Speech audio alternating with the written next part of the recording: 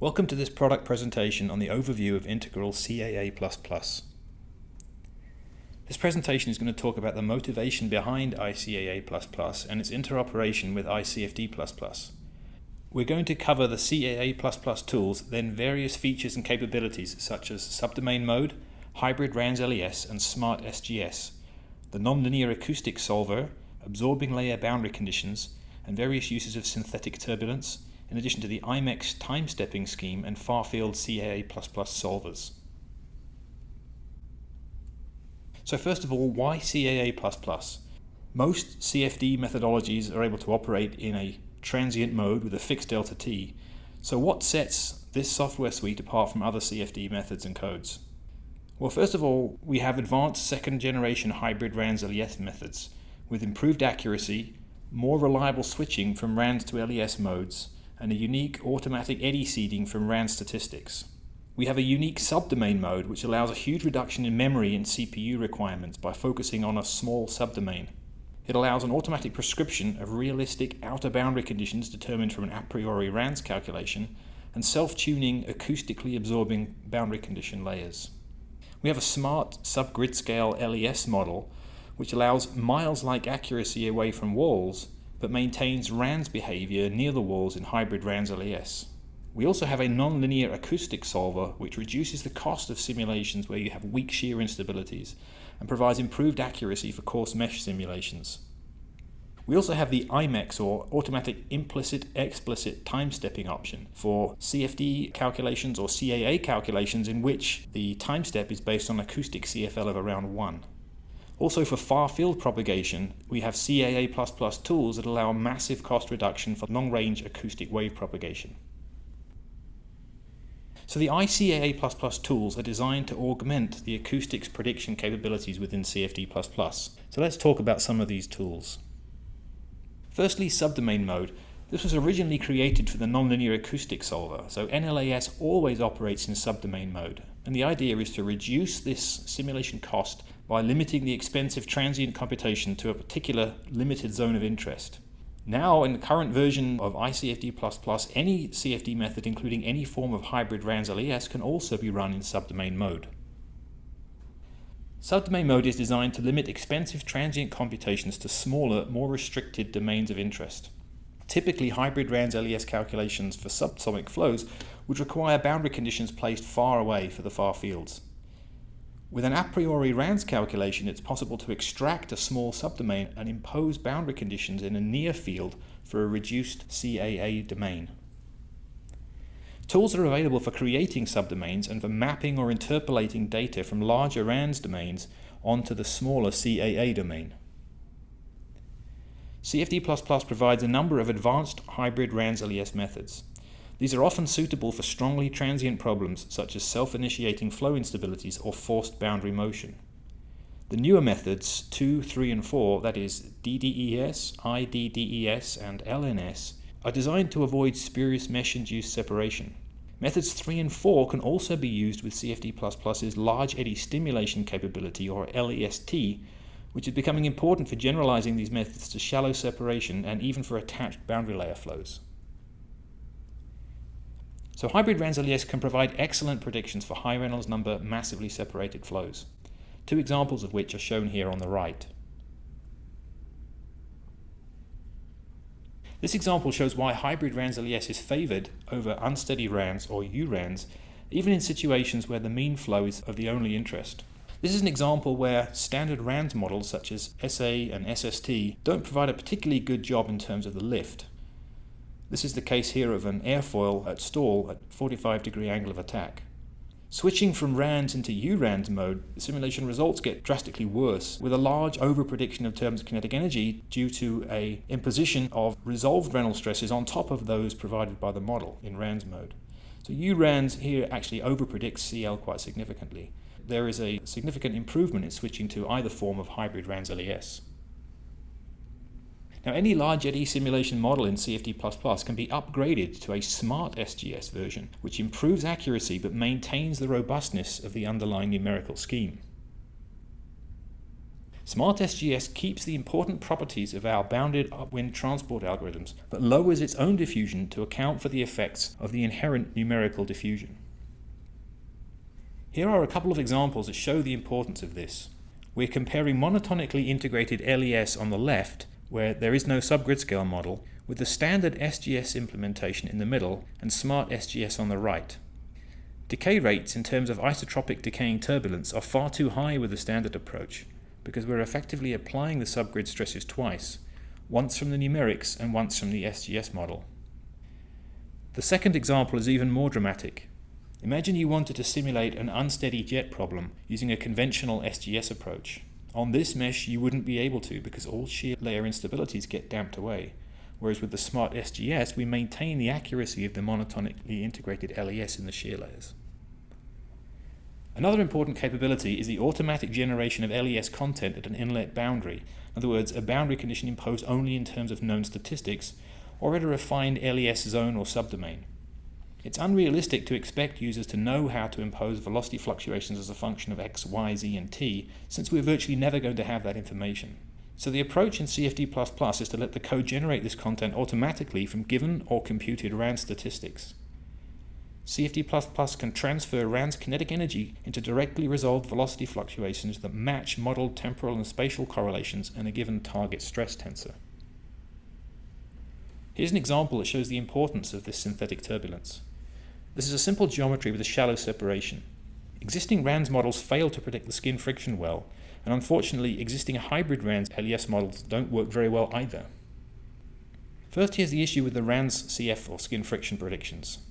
All the models here are quite a way off with respect to the large eddy simulation or DNS reference data. Unfortunately, direct application of IDDES doesn't help much. The flow instabilities are so weak that no resolved scale turbulence content initiates by itself, and the model, as intended in these situations, returns a steady SA RAND solution, shown here at the top. By automatically seeding eddies at the inlet, we can force IDDES into a partially wall-resolved LES mode. The lower figure shows the time average of the IDDES plus LEST solution. The differences in the streamwise velocity are subtle, but there is a noticeable effect that you'll see in a second on the skin friction. Here, the IDDES plus LEST simulation is run in two modes. One, on the left, LEST is run only as an inlet boundary condition. Number two, on the right, LEST is imposed as a source term active over the entire domain. Note that in the second case, the way LEST was originally intended to run, there is an increase in resolved scale content as the mesh refines in the streamwise direction near the bump. The eddy seeding via LEST has a dramatic effect on the solution, with the full domain LEST sources further improving the skin friction predictions downstream. For moderate to high Reynolds numbers, the mesh requirements for capturing unsteadiness in shallowly separated or attached flow can be enormous. Here, an alternative is the CAA++ nonlinear Acoustics Solver. The way NLAS operates, it can potentially make use of grids that are even coarser than those used by hybrid RANDS LES models. Remember, away from walls, hybrid RANDS LES offers no advantage in terms of mesh reduction compared with conventional LES.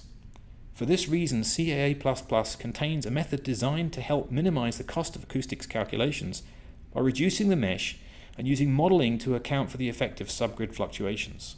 The Nonlinear Acoustics Solver, or NLAS, requires an initial steady-state RAND solution, but then takes those statistics and fills in the missing part of the unsteady source spectra using synthetic turbulence. This example shows that the resolution obtained from hybrid RANDS LES is dictated by the size of the separation region and the natural tendency of the shear layers to break down and shed eddies that stretch and decay downstream. NLAS contains details on the fine-scale turbulent structures through the supplied statistics and is able to model the missing higher frequency content. For any acoustic calculation, it is important to prevent acoustic waves from reflecting back into the domain from the outer boundary conditions. We achieve this via the use of self-tuning absorbing layer BCs. Data in terms of raw pressure histories can be collected directly from any transient simulation using the cell pressure data probe. CAA++'s NLAS, or any compressible flow simulation in CFD++, can also take advantage of the ImEx mixed implicit-explicit scheme for cases where the mesh is mostly uniform and isotropic, typical for acoustics where we are usually operating at a CFL of 1, but meshes that still contain thin layers of high aspect ratio boundary layer cells near the wall, where the CFL will obviously be much, much larger than 1. ImEx can be up to 20 times faster than conventional dual time-stepping, depending on the mesh in such situations. By default, ImEx is fully conservative, but it also has an iterate to convergence option that can be more robust for small near-wall cells. This slide shows the importance of maintaining an acoustic CFL of 1. The figure on the right shows a trap wing configuration at CFL of 1, 2 and 4. And you'll note that the acoustic waves become diffused quite quickly once we get even slightly beyond an acoustic CFL of 1. This shows the advantage of the ImEx scheme that when we're operating at a CFL of 1 anyway, in order for accuracy, it makes sense for those cells to operate in explicit mode. Acoustic calculations, even with NLAS, can sometimes be prohibitively expensive. A simpler but effective option in early design is to examine the flow field for turbulence quadrupole sources that can directly lead to broadband turbulence-related noise. An acoustic source function can be exported directly from a Brand's calculation. ICAA++ also contains tools to extract and propagate noise directly from RAND statistics. The Wavepropd tool is an inexpensive empirical time domain solver that can extract noise directly from steady-state RAND calculations. This example shows Wavepropd predictions from the steady-state RAND solution over a half cylinder mounted on a flat plate. Noise from coherent motions is missed, but the trend is correctly captured. Another wave propagation tool in ICAA++ is Wavepropf. This is a Fawkes-Williams-Hawking solver that can propagate noise analytically from an initial near-field transient solution. Wavepropf is useful for far-field propagation, where it would be much too expensive to use numerical methods. To use Wavepropf, we first need to define a data capture surface which is going to record the perturbations from our near-field transient simulation. For this, we can use any existing MPF3D surface file whose surface normal vectors point towards the source, or we can create cylindrical frustums, boxes, or spheres from the surface creation tool. Here is an example of a data capture surface encompassing a jet flow. Wavepropf calculates far-field acoustics at a point, a set of points, or a surface. Wavepropf computations do slow down as the user adds points. However, it has a parallel mode that allows multi-CPU computation for multiple far-field probes. The example on this slide is that of near-field propagation compared with a direct numerical probe. Remember, you don't need these probes to be anywhere near infinity for this type of numerical calculation to become impossibly expensive. Wavepropf allows such calculations to be performed relatively quickly using data captured on near-field solid or porous surfaces.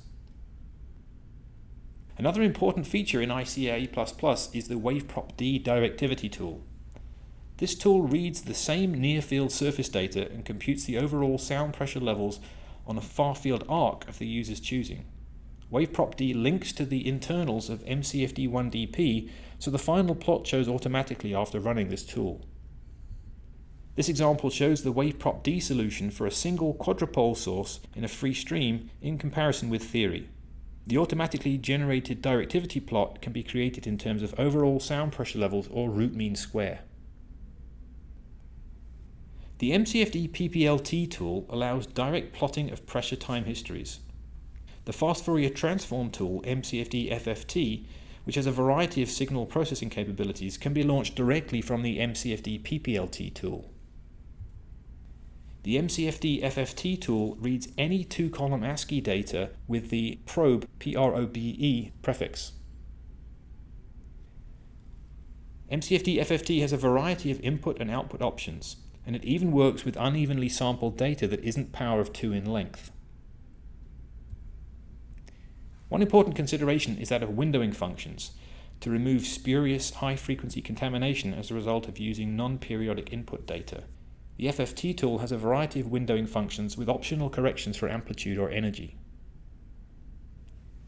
Sliding averages also help reduce the spectral errors by averaging a sequence of overlapping samples.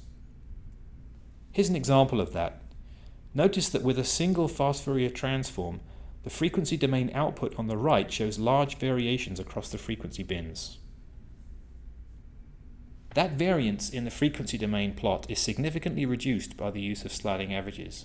In the figure on the right, it's now possible to easily identify a mean SPL at a given frequency. Sometimes users want to see maps of SPLs directly on solid surfaces. CAA++ has a surface data maps tool for this purpose, which outputs instantaneous solution data on the surface, either in terms of the acoustic pressure or the pressure time derivative dP by dt. It also exports mean, RMS or average SPL levels on the surface, all with optional bandpass filtering. The Surface Data Maps tool creates this output from the same Info27 files used for the Wavepropf or Wavepropd tools. This tool also has the ability to check, and if necessary, for example following a power cut or other non-clean shutdown of the job, to repair the Info27 files. Here is an example of bandpass filtered SPL output on the external surface of a car. Due to the high cost of transient acoustic simulations, alternative strategies should always be considered before using expensive, time-dependent methods like hybrid RANS-LES. This schematic shows that in many situations, simpler options can be used. Finally, let's recap on the capabilities we've just discussed. We have advanced second-generation hybrid RANS-LES methods. These are smarter algorithms that give improved accuracy. We have a unique subdomain mode that allows a huge reduction in cost for any expensive transient calculations. We also have the ability to upgrade the LES or hybrid RANS-LES subgrid scale models with a smart SGS. The smart SGS improves the accuracy by lowering the diffusion of the scheme, whilst maintaining the underlying stability of the upwind method. The Nonlinear Acoustics Solver, or NLAS, provides fast predictions for under-resolved acoustic simulations. ImEx, the implicit-explicit time-stepping scheme, automatically adjusts itself for speed in order to maintain the accuracy and speed of an explicit scheme in the uniform mesh region while switching to the implicit scheme in the high aspect ratio cells near the wall. Finally, the far-field CAA++ tools allow very fast long-range acoustic wave propagation at much reduced cost and much improved speed with respect to any numerical solver. In summary then, ICAA++ is a suite of tools which complement ICFD++ to enhance noise prediction capabilities. We have the Wavepropf tools, fast analytic wave propagation, hybrid RANS-LES, second-generation methods with large eddy stimulation, the Nonlinear Acoustics Solver for coarse meshes and/or flows with weak shear instabilities, subdomain and reinterpolation tools to reduce cost, state-of-the-art far-field propagation and directivity tools, and advanced signal processing tools.